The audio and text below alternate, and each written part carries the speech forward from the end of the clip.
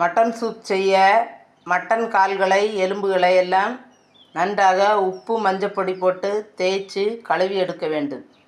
அப்புறமா இடிகல்ல 1 ஸ்பூன் ஜீரகம், 1 ஸ்பூன் நல்ல மிளகாய் கொரகொரப்பாக இடித்து கொள்ள வேண்டும்.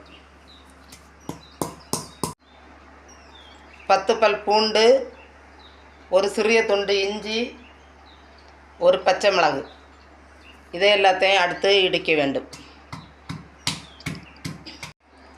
இடித்த பேஸ்ட்டை இந்த குக்கரில் சேர்க்கவும்.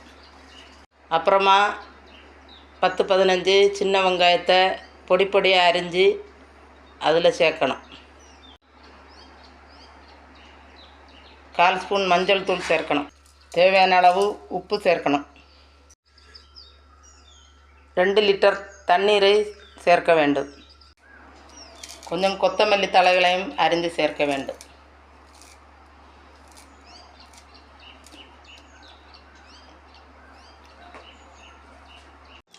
நறுக்கிய பாதி தக்காளியை சேர்க்கவும்.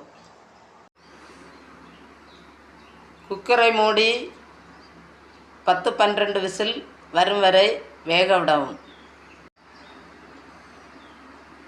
எண்ணெய் ஒன்றும் சேர்க்க தேவையில்லை.